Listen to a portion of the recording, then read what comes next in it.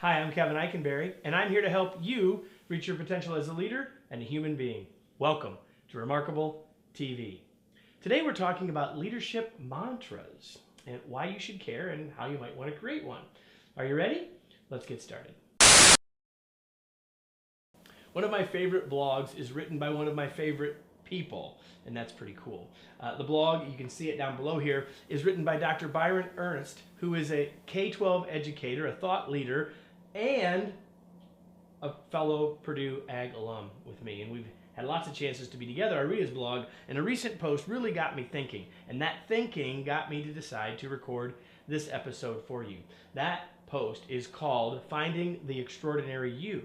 And in it, he talks about finding your edge, about how you are able to lead successfully.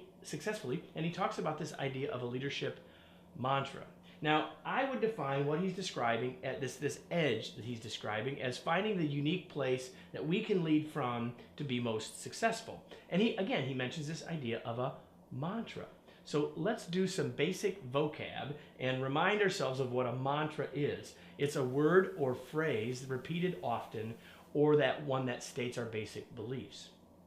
Now, the interesting thing about this is normally a mantra would be created by someone thinking it up and saying, what is my mantra? Which leads to saying, what are my basic beliefs? Now, I've had a lot of conversations with people saying, so what are your core beliefs as a leader? And a lot of times people get sort of stuck. It's not that they don't know what their beliefs are. It's not that it's that hard of a question, but it's not one we think about, number one. And number two, when we get asked it seems like one that we want to have the perfect answer for. So people get kind of stymied. So I love what Byron talked about in his post, which was to not create it, which I think most mantras would be determined as, let me create this mantra that I'm going to repeat often to remind myself, right? But he came at it from the other way around, and I'm going to encourage you to do the same. He said, why don't you ask the people that you lead?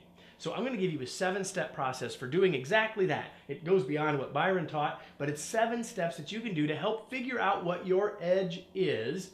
And here's how it works, right? So step 1, get your team together and tell them what you're trying to do. That you want to understand a little bit more about your best self as a leader. You want to understand something about your strengths. So that's the first thing that you do. And then the second thing that you do is you say, and you ask them and you say, okay, so what are the things that I say most frequently?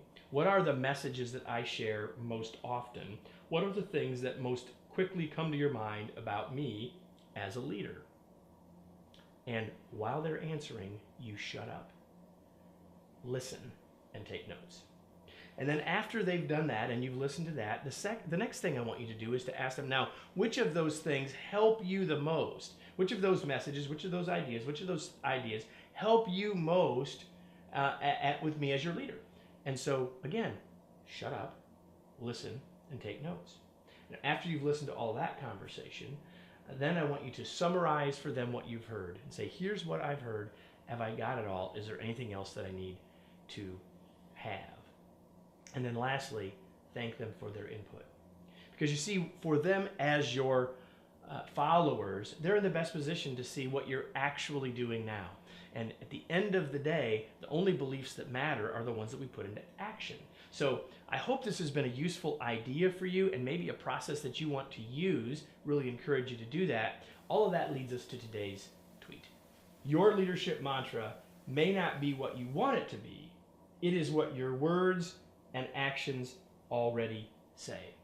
So having a leadership mantra, or even thinking about that idea, puts you in a position of being more able to influence others more effectively. And being able to be an influencer, that skill is one of the skills we talk about in the Remarkable Leadership Workshop. It's a workshop that I built and that I lead, and I would love to have you join me in a small cohort of folks who have come together to work on becoming more effective leaders. It's a joy for me to work with folks in that situation. I'd love for you to be one of them. When you join us, what you'll find is it's an interactive, fun, engaging opportunity to learn together. You're going to leave more confident and more effective than when you came, which is, of course, why you came to start with. You can get all the details about the workshop below or otherwise on this page. Hope you'll take advantage of that. Now, before you go, I'd love for you to give me your insights, thoughts, comments, and questions on this page. Just put those there. We'll be paying attention to those and following up with answers to your questions or shooting future episodes of Remarkable TV to answer those questions. Thanks so much. We'll see you soon.